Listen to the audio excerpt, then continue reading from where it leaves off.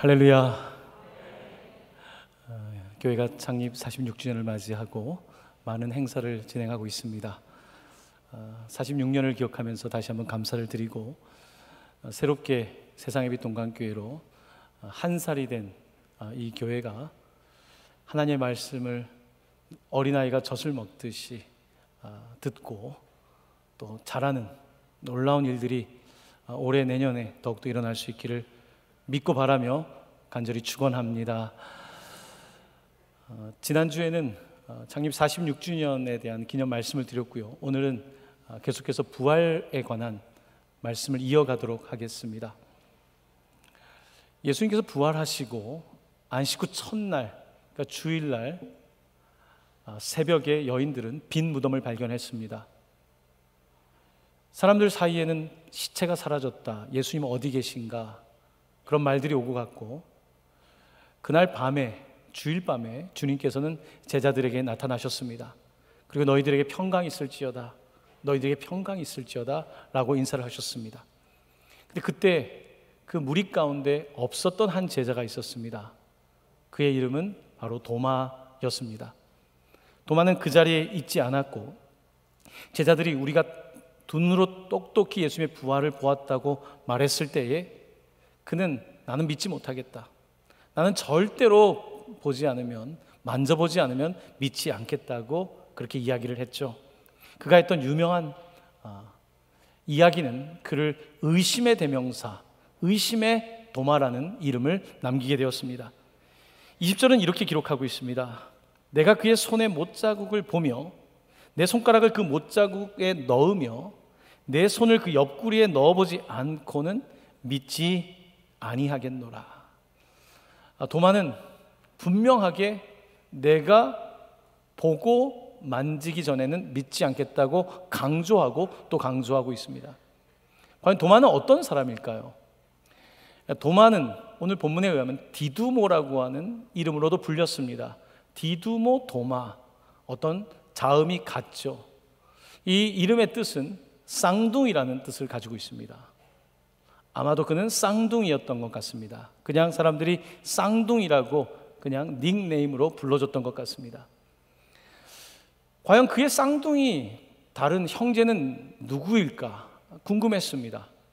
그래서 자료를 찾아보는데 성경에는 당연히 그 쌍둥이에 대한 이야기가 없고 다른 자료에도 찾아볼 수가 없었습니다.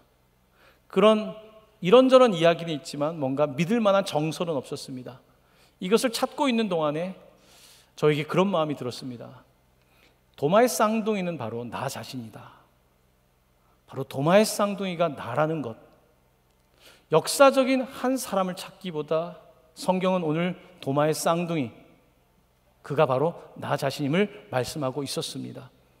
오늘 이 자리에 계신 여러분들도 아마 도마와 같은 면을 많이 가지고 있을 것입니다.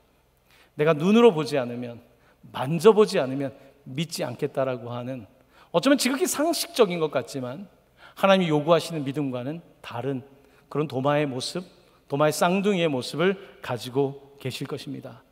사실은 가장 도마 같은 사람이 이곳에서 저일 겁니다. 전 도마와 굉장히 비슷한 DNA를 가지고 있다고 생각합니다.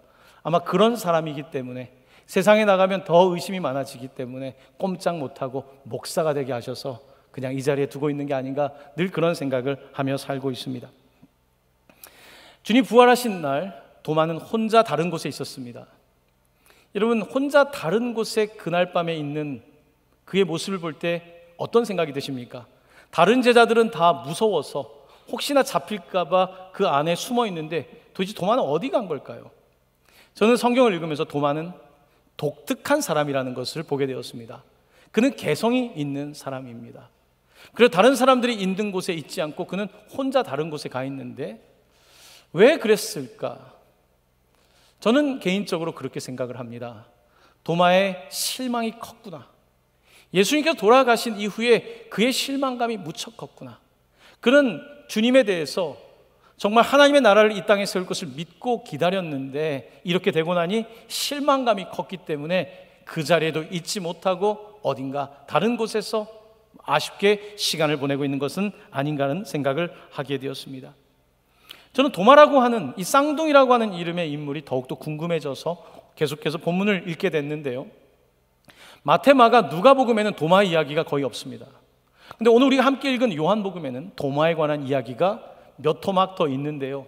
도마에 대한 이야기를 통해서 오늘 본문 가운데 등장하는 도마, 의심 많은 도마에 대해서 조금 더 상세하게 인물을 볼 수 있기를 바라는데요. 첫 번째 도마에 관한 이야기가 이렇게 등장하고 있습니다. 요한복음 11장에서 예수님께서 죽은 나사로를 살리는 장면이 있습니다.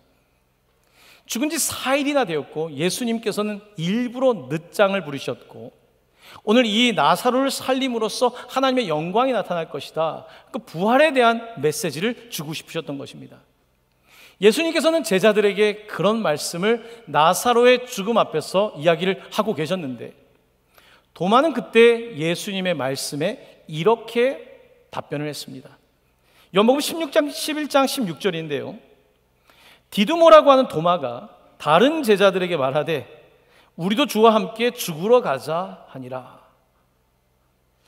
여러분, 성경을 읽다 보면 이 나사로의 죽음에 대한 이야기가 있는데 갑자기 도마가 우리도 주와 함께 죽으러 가자, 조금 앞뒤가 안 맞는 이야기를 하는 것을 볼 수가 있습니다. 왜 그랬을까? 예수님은 오늘 죽은 자를 살리시는 그 생명의 능력에 대해서 그것을 보여주길 원하셨는데 도마는 자기의 프레임이 있었습니다. 자기의 프레임은 죽은 자의 부활을 믿지 않았던 것입니다. 죽은 자를 살릴 수 있다는 것을 그는 믿지 않았습니다. 예수님이 말씀하시는데 그래서 그 말씀을 듣지를 못하고 주와 함께 우리도 죽으러 가자. 왜냐하면 당시에 다른 서기관들과 종교 지도자들의 압박이 강했기 때문에 그는 우리도 가서 싸우자, 죽으러 가자, 예수님이 가르쳤던 말씀이 아닌 자기의 주장을 하고 있습니다. 굉장히 어쩌면 좀 거칠고 고집이 강하고 의로운 사람이 도마였던 것 같습니다. 이 도마는 주님의 말씀을 이해하지 못하고 있습니다. 여러분도 그렇지 않습니까?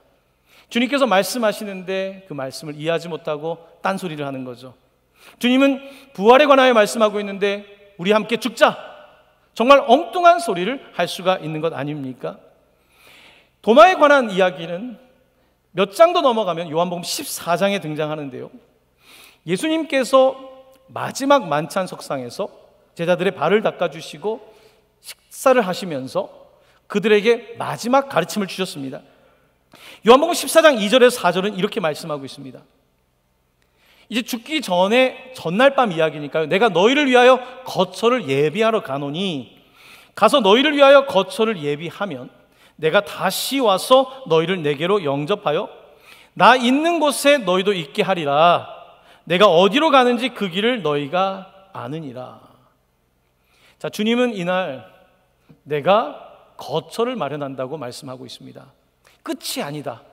내가 거처를 만들 것이고 그 길을 향해 가고 있는데 너희들은 3년 동안 그 길에 대하여 들었고 그 길을 알고 있지 않니? 라고 말씀하십니다. 자, 그때 도마는 이렇게 답변을 합니다. 요한복음 14장 5절인데요. 같이 말씀을 읽겠습니다.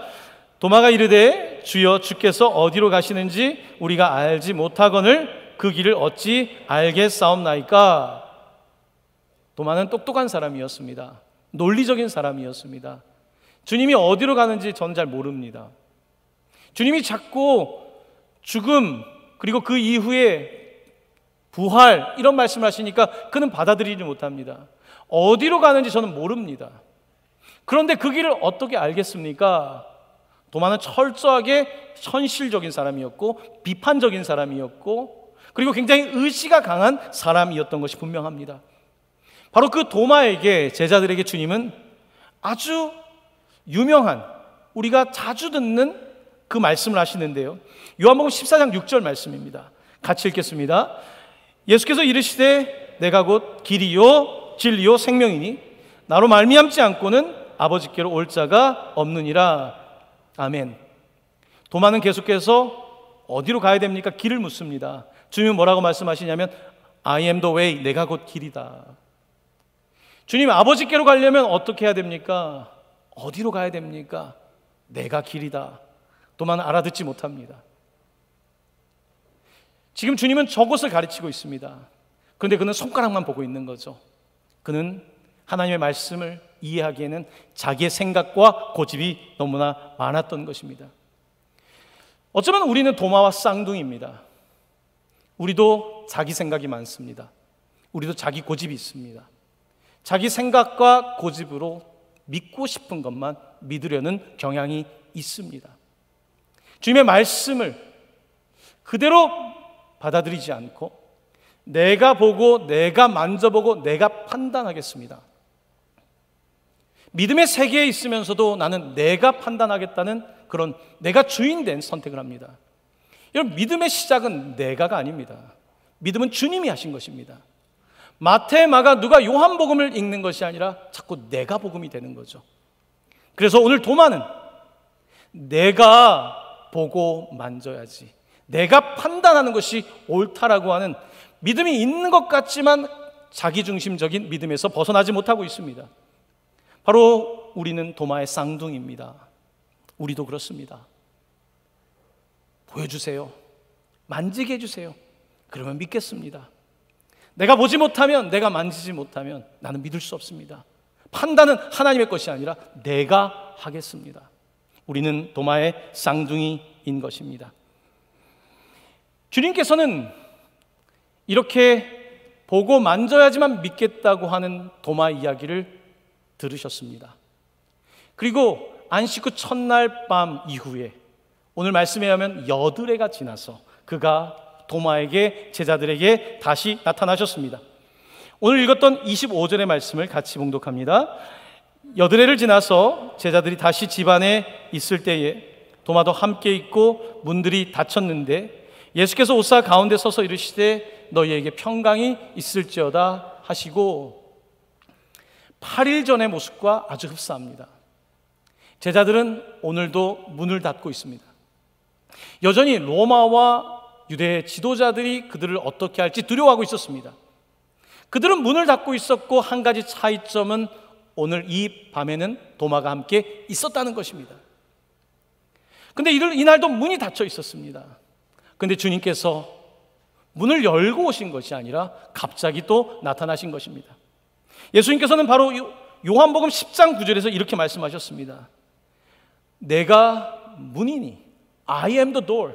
내가 문이니 누구든지 나로 말미암아 들어가면 구원을 받고 또는 들어가며 나오며 꼴을 얻으리라. 내가 주님은 문이라고 하셨습니다. 우리는 문을 닫아놓으면 들어갈 수가 없습니다. 근데 주님은 그 문을 열지도 않고 들어오십니다. 요즘은 사람들이 참 많이 문을 닫고 있습니다. 안전에 대한 두려움이 있습니다. 이웃이 어떤 사람인지 알지 못합니다. 우리는 문을 닫고 그리고 친한 사람들만 어울리는 끼리끼리, 왜냐하면 믿지 못하는 것이죠. 문을 닫고 있습니다. 주님께서는 그런데 오늘 문을 열지도 않고 I am the door, 내가 문이기 때문에 그가 들어와 계신 것입니다.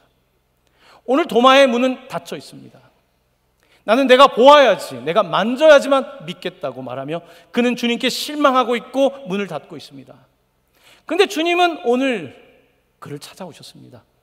내가 열려있지도 않은데 찾아오신 것입니다. 그리고 놀라운 은혜를 베푸시죠. 지난 코로나 중에 교회에 등록하신 새 가족들을 신방을 시작했습니다. 토요일 오후 시간에 지난번에 6가정을 신방했습니다. 신방의 제목은 In and Out, 축복의 신방입니다. In and Out. In and Out에 대한 말씀을 주님 주셨는데 신명기 28장 6절 말씀입니다. 내가 들어와도 복을 받고 나가도 복을 받을 것이니라. 우리는 흔히 출입이라는 말을 써 출입한다. 하지만 오늘 본문을 보면 출입이 아니고 입출입니다.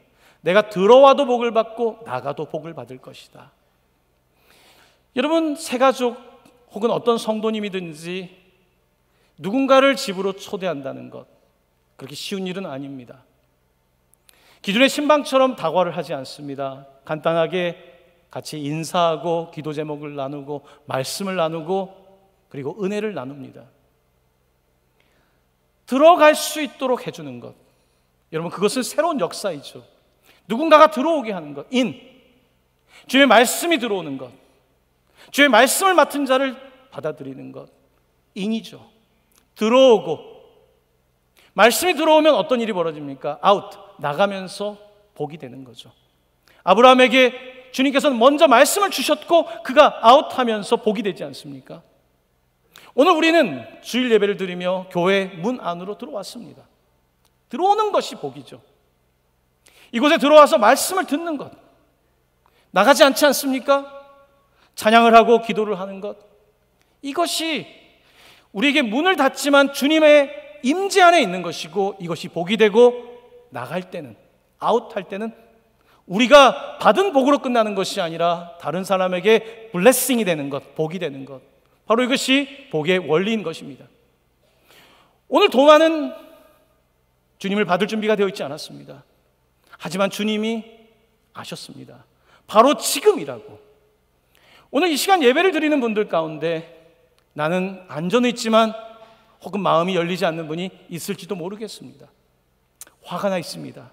좌절하고 있습니다. 믿어지지 않습니다. 의심이 가득합니다. 아무런 일도 일어날 것 같지 않습니다. 그런데 오늘 본문에서 주님께서는 어느덧 눈앞에 오신 것입니다. 오늘 이 자리에서 예배하는 분들 가운데 나는 별 기대하고 오지 않았는데 오늘 주님을 만나는 놀라운 은혜가 있기를 간절히 축원합니다.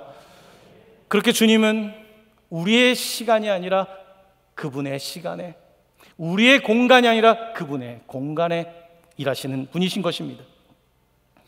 주님께서는 이제 제자들에게 다가오셔서 샬롬, 너희들에게 평강이 있을지어다 인사하시고요, 특별히 도마를 바라보십니다.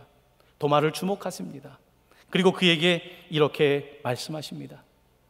도마에게 이르시되 내 손가락을 이리 내밀어 내 손을 보고 내 손을 내밀어 내 옆구리에 넣어보라. 그리하여 믿음 없는 자가 되지 말고 믿는 자가 되라. 아멘. 주님께서 도마를 보고 계십니다.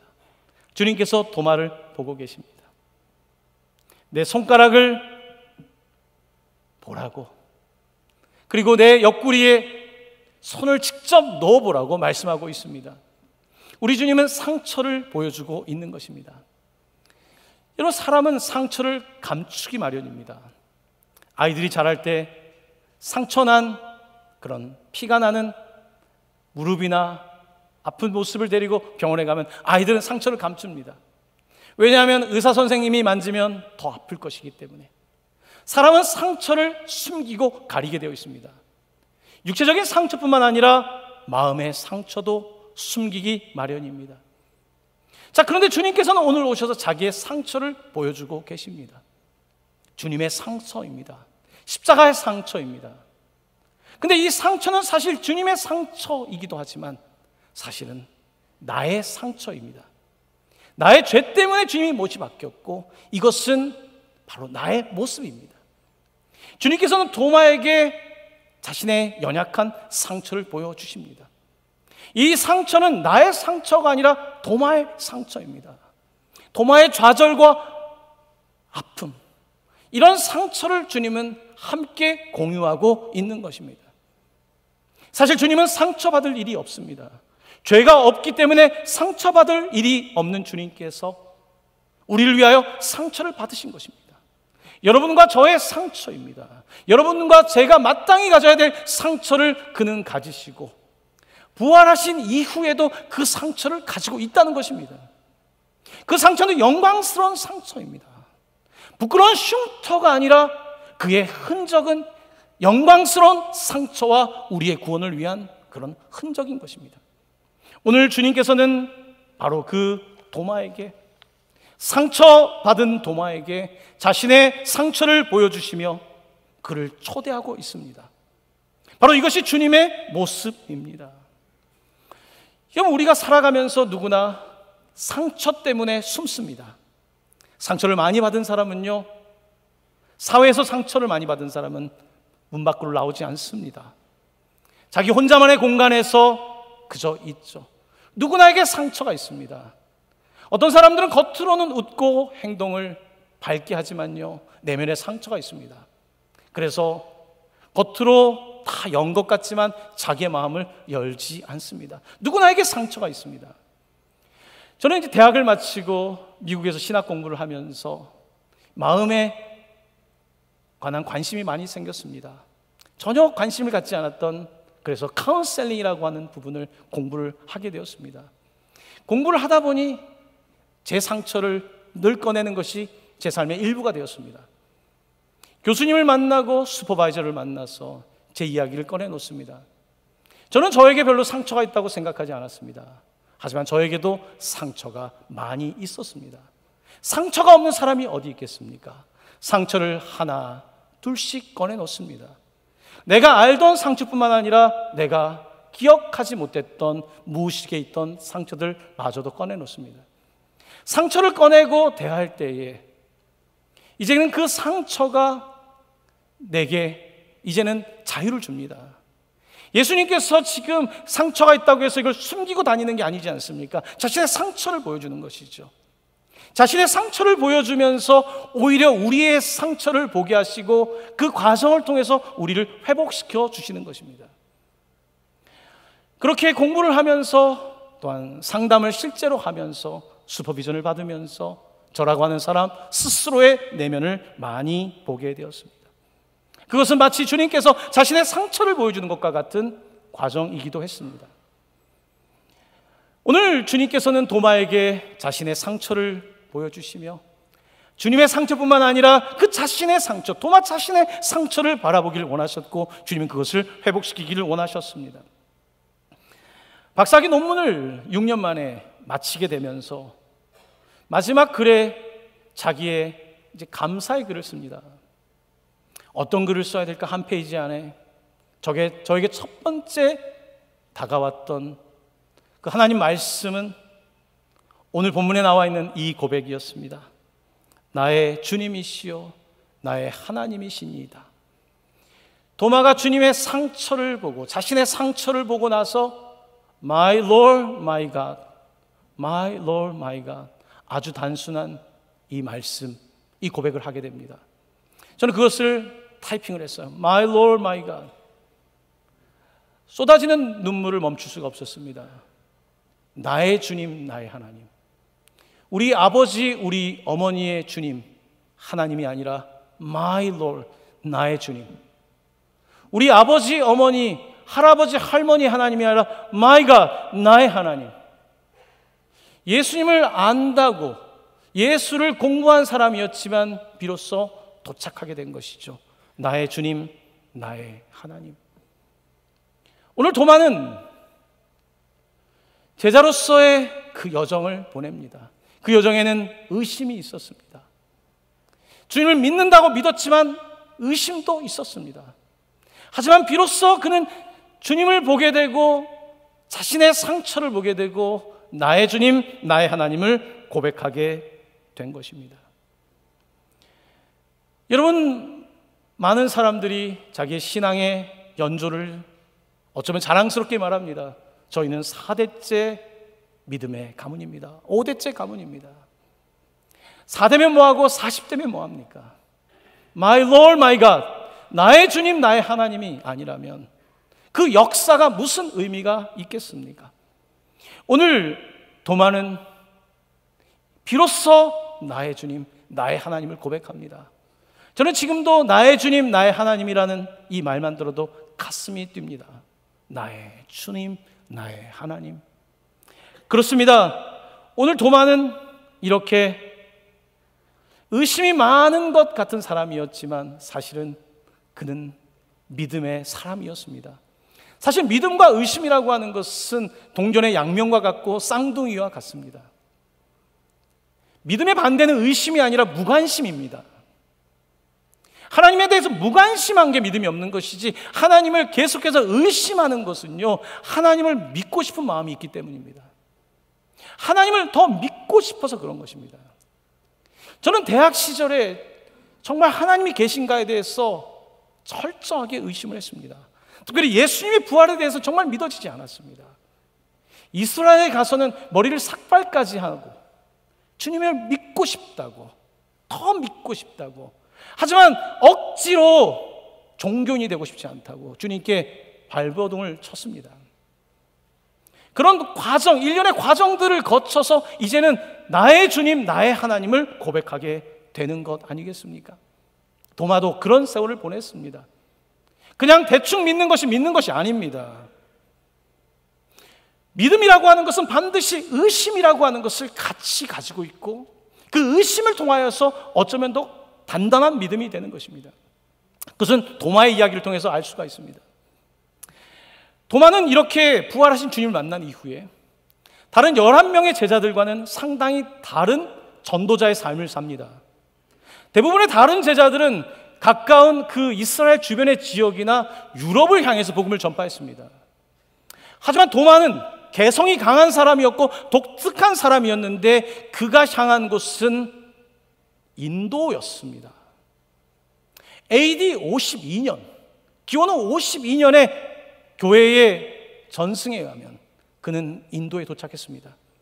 어떤 사람들은 그가 이스라엘에서부터 배를 타고 이 아랍 반도를 거쳐서 인도에 도착했다는 사람도 있고요. 어떤 사람들은 그가 파키스탄과 그 다음에 아프가니스탄 같은 이 고원지대를 거쳐서 인도까지 내려와서 복음을 전했다고 말합니다. 그가 복음을 전하며 인도에서 많은 사람들에게 정말 자신의 삶을 바쳐서 가르쳤고요. 약 20년 동안의 복음을 전파하고 그는 순교를 하게 됩니다. 그 도마를 따르는, 도마가 세운 교회를 토마스 크리스찬어티라고 부릅니다. 도마 기독교라고. 도마가 세운 교회는 유럽 교회보다도 어쩌면 더 빨리 세워진 놀라운 역사를 만든 것입니다. 여러분, 높은 건물을 세우기 위해서는 땅을 깊이 파야 됩니다. 땅을 깊이 파면 팔수록 더 높은 건물을 세울 수 있습니다.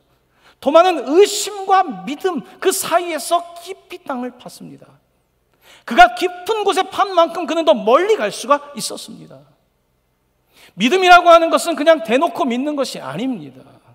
그냥 좋은 게 좋은 것이 아닙니다. 의심하고 또 의심하고 하나님을 믿기 위해서 내 삶을 계속해서 들이면서 부딪히면서 정말 하나님이 계신가? 우리는 그 믿음의 싸움을 해야 되는 것입니다. 요즘 자녀들이 신앙생활을 하지 않아서 속상해하는 부모님들이 많습니다. 우리 아이가 어릴 때는 신앙생활 잘했는데.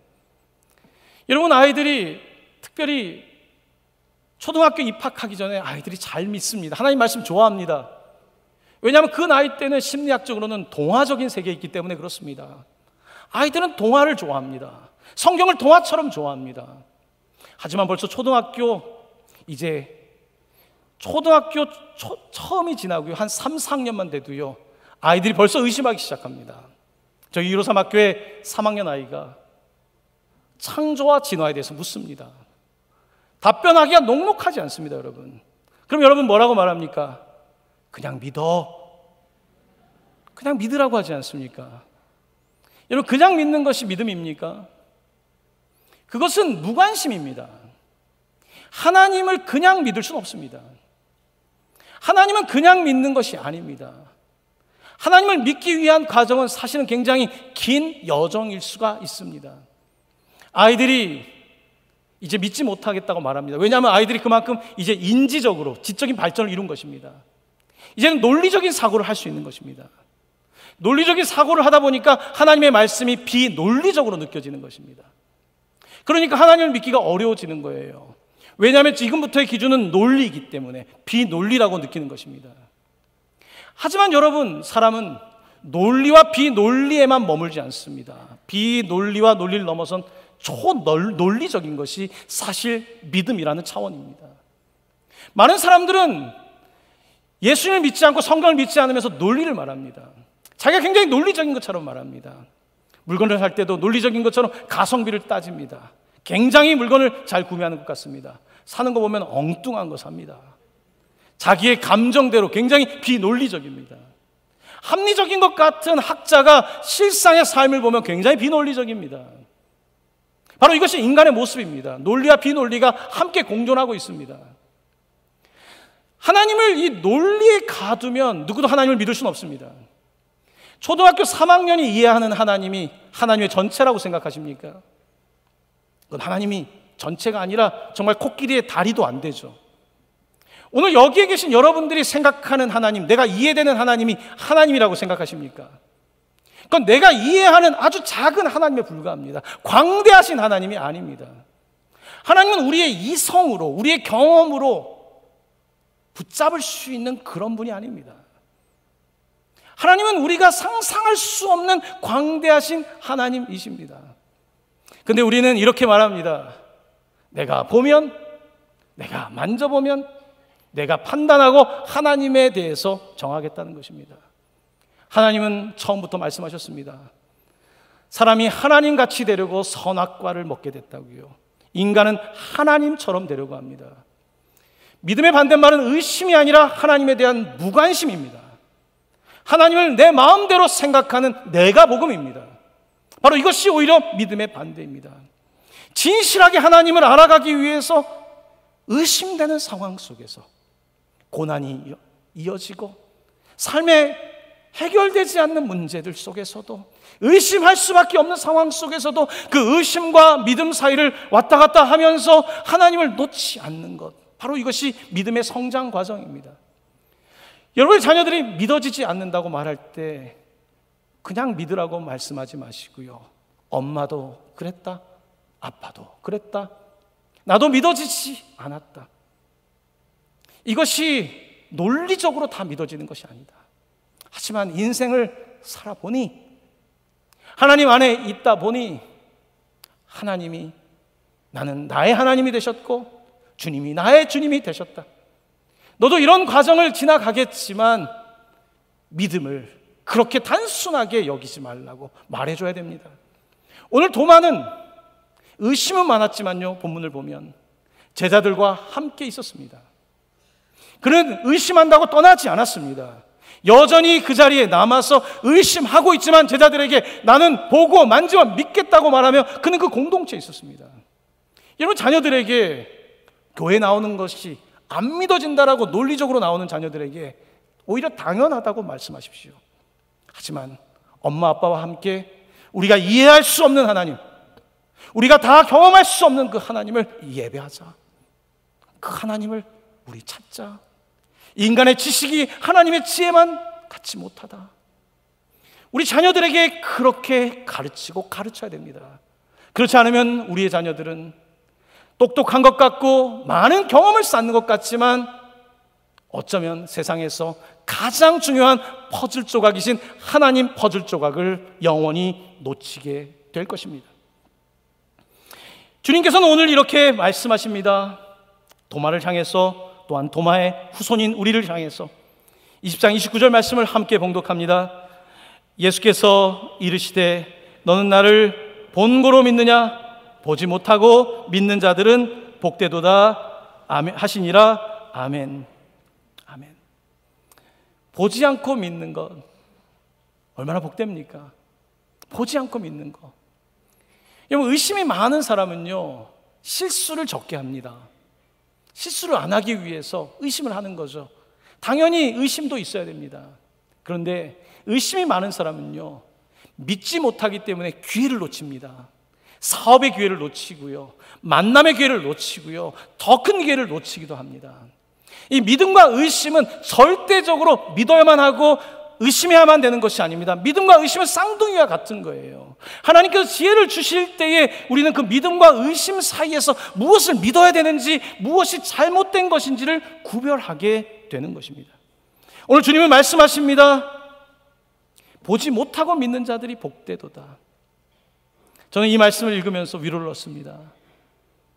예수님의 부활의 시대에 기원 후 1세기에 살지 않았지만 주님, 저는 보지 않고 이제는 주님을 믿습니다. 나의 주님, 나의 하나님. 오늘 이 자리에 주님을 보지 못했고 주님을 도무지 고난의 연속되는 인생 속에서 만질 수도 없지만 주님은 살아계십니다. 주님은 살아계십니다. 주님은 나의 주님이십니다. 나의 하나님이십니다. 고백하는 그분은 복받은 사람인 것입니다. 이 복은 그냥 복이 아닙니다. 세상에서 물질 조금 만진 것, 세상에서 조금 성공한 그런 복이 아닙니다. 하나님이 우리의 복 아니십니까? 그 그 하나님을 우리의 주인으로 모시는 가장 위대한 복을 받은 것입니다. 이런 믿음은 어쩌면 운동할 때 근육을 키우는 것과 비슷할 수 있습니다. 여러분, 근육을 만들려면 어떻게 해야 됩니까? 계속해서 역기도 들고 계속해서 자기의 이 조직을 찢는 거죠. 자기 신체에 있는 이 조직을 찢는 것입니다. 그러면 알도 배기고 그런 과정을 통해서 자기 스스로가 시간이 지나면서 회복되면서 단단해지는 거 아닙니까? 이 원리거든요. 믿음의 근육도 마찬가지입니다. 믿음의 근육을 키우기 위해서는요, 이게 찢어지는 아픔이 있어야 되는 거예요.